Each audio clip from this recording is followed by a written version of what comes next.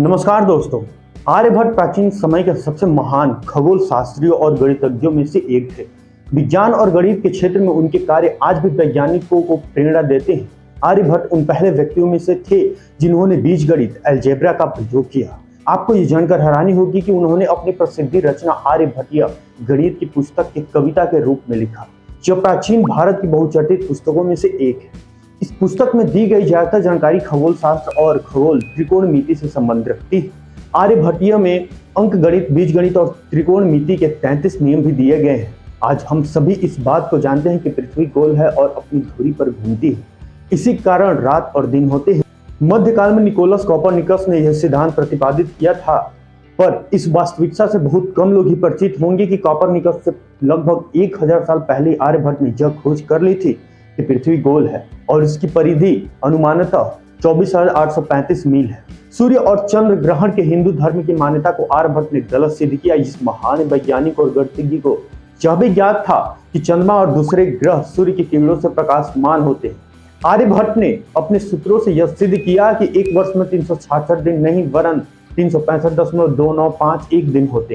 दोस्तों, हम अगर आर्यभट्ट के जन्म की बात करें तो आर्यभट्ट ने अपने ग्रंथ आर्यभट्टिया में अपना जन्म स्थान कुसुमपुर और जन्म काल शक संवत 398 लिखा। इस जानकारी से उनके जन्म का साल तो निर्विवादित है, परंतु वास्तविक जन्म स्थान के बारे में विवाद है। कुछ स्रोतों के अनुसार आर्यभट्ट का जन्म महाराष्ट्र के अस्मक प्रदेश में हुआ था और ये बात भी तय है कि अपने जीवन के किसी काल में वे उच्च शिक्षा के लिए कुसुमपुरा गए थे और कुछ समय वहां रहे भी थे। हिंदू और बौद्ध परंपराओं के साथ साथ 7वीं शताब्दी के भारतीय गणितज्ञ भास्कर ने कुसुमपुरा की पहचान पाटलिपुत्र आधुनिक पटना के रूप में की है, जहां पर अध्ययन का एक महान केंद्र नालंदा विश्वविद्यालय स्थापित था और संभव है कि आर्यभट्ट इससे जुड़े रहे हैं। ऐसा संभव है कि गुप्त साम्राज्य के अंतिम दिनों में आर्यभट्ट वहां रहा करते थे। गुप्त काल को भारत के स्वर्णिम युग के रूप में जाना जाता है।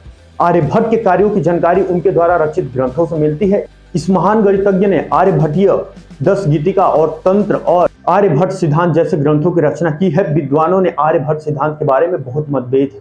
ऐसा माना जाता है कि आर्यभट्ट सिद्धांत का 7वीं सदी में व्यापक उपयोग होता था।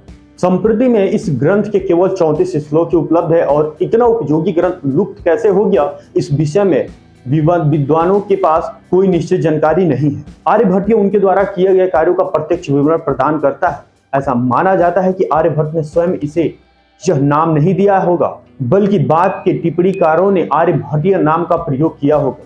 इसका उल्लेख भी आर्यभट्ट के शिष्य भास्कर प्रथम ने अपने लेखों में किया है।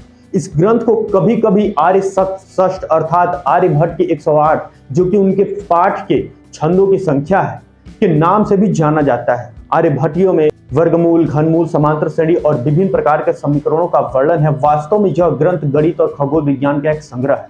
आर्यभट्ट का भारत और विश्व के गणित और ज्योतिष सिद्धांत पर गहरा प्रभाव रहा है।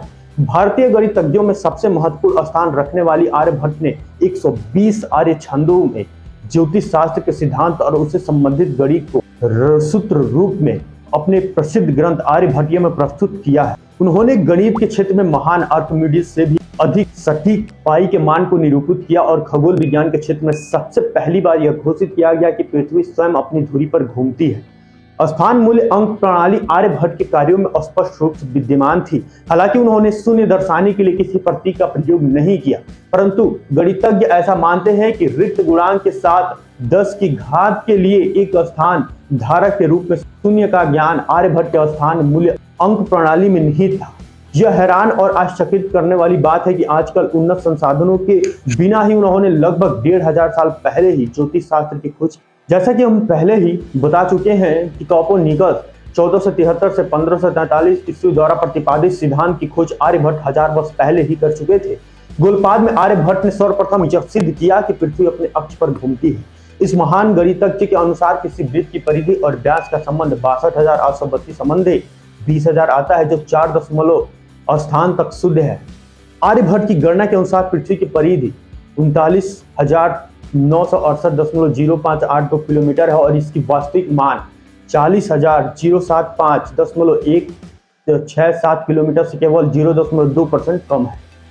आशा करते हैं दोस्तों ये जानकारी पसंद आई होगी। अगर पसंद आई है तो इस वीडियो को लाइक करके हमारे चैनल को सब्सक्राइब अवश्य करें। धन्यवाद।